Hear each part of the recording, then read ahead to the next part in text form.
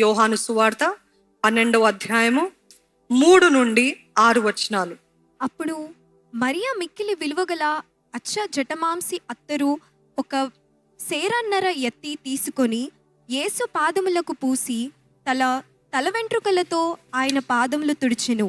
ఇల్లు ఆ అత్తరు వాసనతో నిండెను. ఆయన శిష్యులలో ఒకడు, అనగా ఆయనను అప్పగింపనయ్యున్న ఇస్కరియోతు యూదా, ఈ అత్తరెందుకు 300 దేనారములకు అమ్మి బీదలకు ఇయ్యలేదనెను. వాడిలాగు చెప్పినది బీదల మీద శ్రద్ధ కలిగి కాదు, కాని వాడు దొంగ అయ్యుండి తన దగ్గర డబ్బు సంచి ఉండినందున అందులో వేయబడినది దొంగలించుచూ వచ్చెను గనుక అలాగు చెప్పెను.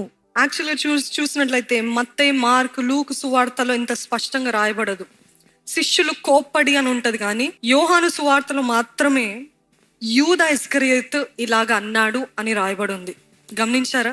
Only in John it is refer to as Judas Iscariot. అక్కడ నుండి స్టార్ట్ అయింది ట్రిగర్ మూమెంట్. కొంతమందికి చేదు విషయం ప్రారంభించబడుతుంది కదా, దిస్ ఇస్ ద పాయింట్. అప్పటికి ఉందేమో, కానీ ఇంకా బయటికి వచ్చేది ఈ పాయింట్ నుండి. ఏంటంటే ఆయన బాధ, ఎందుకు ఇంత.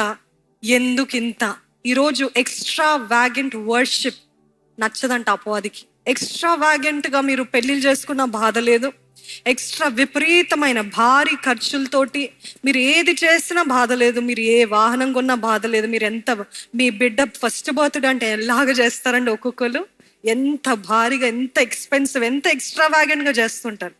కానీ ఇక్కడ అపవాది మనస్సు చూడండి, ఆమె అంత ఎక్స్పెన్సివ్, అంత భారీ విలువైనది ఏసే పాదాల దగ్గర వేసి కన్నీరు విడుస్తూ ఆయన పాదాలని తుడుస్తున్నప్పుడు ఎందుకింత అంటే, ఈయన లెక్కలో చెప్పాలంటే నువ్వు కొంచెం ఇవ్వచ్చు దేవునికి, అంత కాదు. ఏంటంట కొంచెం ఇవ్వు. ఎందుకంత? ఈరోజు మనలో కూడా చాలా మంది forget about the out Zydus, అన్యుల గురించి మర్చిపోయింది. విశ్వాసులు, క్రైస్తవులు అని పిలువబడేవారే ఏంటి తెలుసా, ఇంత అవసరమా ఆలయానికి, ఇంత అవసరమా ఈ మీటింగ్, ఇంత అవసరమా, ఇంత ఖర్చు అవసరమా? ఇది ఎవరి కోసం చేస్తున్నామండి? దేవాది దేవుడు, సర్వాధిపతి, సర్వశక్తి కలిగిన దేవుడు, మహిమ కలిగిన రాజు, ఆయనని సేవిస్తున్నప్పుడు కొంచెము కాదు, మన అంతా ఇచ్చేసేయాలంట. హల్లెలూయా. కొంచెం కాదు. అందుకంటే మిమ్మల్ని ఆరాధించేటప్పుడు పూర్ణంగా ఆరాధించమంటాం. ఎందుకు పూర్ణంగా? Why fully? Because you cannot give only little to Jesus and expect Lord accept my worship. That is the difference. Cain, Abel జీవితంలో కూడా అదే చూస్తాము. కయీను ఏదో కొంచెం మట్టుకి ఇస్తే సరిపోతుంది. ఏబుల్ ఉన్నది దాంట్లో బెస్ట్ ఇద్దాం అనుకున్నాడు. ఎవరిది అంగీకరించబడ్డది? ఏబేల్ది అంగీకరించి. ఈరోజు మనలో కూడా ఈ కొంచెం ఆరాధన చాలే, ఈ కొద్దిగా ప్రార్థన చాలే, ఈ ఒక్క వాక్య భాగం ఈ రోజుకి చాలే, ఈ కొద్దిగా దేవునికి ఇస్తే అది మట్టికి చాలే అని అంటున్నారా?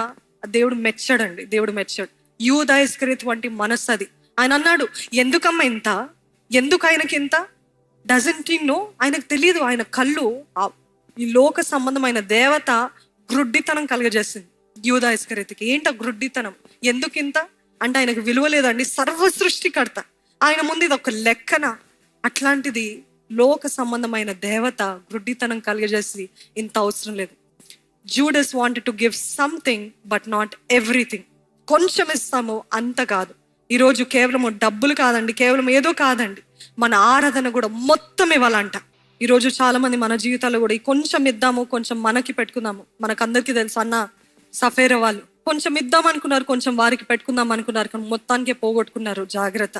ఈరోజు మీరు ఏదైతే కొంచెము నాకు పెట్టుకుంటాను, కొంచెము దేవునికి ఇస్తాను, నేను కేవలం మెటీరియల్స్ గురించి, డబ్బుల గురించి కాదండి. ఆ బలమైన మీ తలాంతులైన ఈ తలాంతు దేవుడు మీకు ఇచ్చాడు. ఆ తలాంతు ఏం తలాంతు? అది వాక్యం చెప్పడమో, లేకపోతే మ్యూజిక్ వాయించడమో, పాటలు పాడటమో, లేకపోతే ఏదో రైటింగో, వాట్ ఎవర్ గిఫ్ట్. మీరేమనుకుంటారు? కొంచెము నేను దేవునికి వాడతా, కొంచెము లోకం కోసం వాడతా, సెక్యులర్ వరల్డ్, కొంచెం దానికోసం వాడతా, కొంచెం దేవుని కోసం వాడతా, కొంచెం నా కోసం, నా లాభం కోసం పెట్టుకుంటా, కొంచెం no. God wants everything. If you don't give everything to Jesus, you will end up losing everything. Hallelujah. యూదా ఇస్కరియోతు జీవితం నుండి మనం నేర్చుకోగలిగింది ఏంటిదంటే, ఆయన ఏమనుకున్నాడు తెలుసా అండి? ఆరాధన వ్యర్థం అనుకున్నాడు. ఏంటది? ఆరాధన వ్యర్థం అనుకున్నాడు. ఇప్పుడే మీలో కొంతమంది హల్లెలూయా అని బిగ్గరగా చెప్తున్నారు, ఇంకొంతమంది చాలా డీసెంట్ గా, డిగ్నిఫైడ్ గా, వీళ్ళకి ఏమైనా పిచ్చెక్కిందా, అట్లా చెప్తే వీళ్ళు ఇలాగా అరవాలా అని ఎంతో మంది మీలో అనుకున్నారు. ఇప్పుడే మీరు అనుకుంటున్నారు, అయ్యో నా గురించి చెప్తున్నారని కదా. జాగ్రత్తగా ఉండండి. ఆరాధన ఎప్పుడు కూడా వ్యర్థంగా పోదు. ఆమెన్. ఆరాధన వ్యర్థం కాదు. ఇంతసేపు ఆరాధించడం నా కాళ్ళొప్పి వస్తుంది. మనం ముఖ్యంగా మన లార్డ్స్ చర్చ్లో మనం ఎక్కువ సమయము ఆరాధనకి కేటాయిస్తాం, అవునా కాదండి? ఎందుకు కేటాయిస్తాం అంటే ఇక్కడున్న అట్మాస్ఫియర్, వాతావరణము మారాలి, బండ హృదయాలు పగలగొట్టబడ్డాలి. ఎంత బండ హృదయాలు అలాగనే వచ్చి అలాగే ఒక మాట ఒక పాట పాడి మళ్ళా అలాగ కూర్చొని వెళ్ళిపోతే వారి హృదయం పగులుతుందా? లేదా? పగలదు. వారి బండ హృదయం పగలాలంటే ఎప్పుడైతే మనము నోరారా మనసారా విప్పి ఆయనను ఆరాధిస్తామో అప్పుడు పరిశుద్ధాత్మ దేవుడు మనకు ఒప్పుకోలు, కన్విక్షన్ దయచేసి అప్పుడు మనల్ని, మన హృదయాన్ని తెరుస్తాడంట వాక్యానికి. ఆయన వాక్యం వినటానికి ఇట్ విల్ అబ్జార్బ్ సూన్. అట్లాంటి పరిస్థితిలో ఇంత సమయం అవసరమా ఆరాధనకి? ఇంతసేపు నిలబెట్టడం అవసరమా? ఇన్నిసార్లు హల్లెలూయా జపించడం అవసరమా అని మాటలు వస్తున్నాయా? యూదా ఇస్కరియోతు ఆత్మ జాగ్రత్త. యూదా ఇస్కరియోతు ఆత్మ ఏమంటది? ఆరాధన వ్యర్థము. ఆ స్త్రీ అంత ఉన్నతమైన రీతిగా అత్తరు పగలగొట్టింది, అత్తరు బుడ్డి పగలగొట్టిందని చూస్తున్నాడు, కానీ తను చేసేది worship. She is worshipping her saviour. ఆ పాపాత్మురాలైన స్త్రీ యేసే దగ్గర కన్నీళ్లు విడుస్తూ ఆయన పాదాన్ని తుడుస్తున్నప్పుడు what she is doing? What is she doing? She is worshipping. మనం కూడా కన్నీరు విడుస్తూ విలువైనది మన జీవితంలో, విలువైనది అన్నిటికంటే ఏంటి తెలుసా అండి? మన సమయం. ఎంతమంది నమ్ముతారు? హల్లెలూయా చెప్తారా? ఆ సమయము దేవుని సన్నిధిలో గడుపుతున్నారంటే, ఆ సమయంలో కన్నీరు విడుస్తూ ఆయన పాదాలు తడుపుతున్నారంటే, ఆ సమయంలో మనం అంతా కూడా మన నోరు విప్పి ఆయనను ఆరాధిస్తున్నామంటే that is the greatest gift that you can give to Jesus. Hallelujah. If you can give your time to Jesus, see how God will honour you.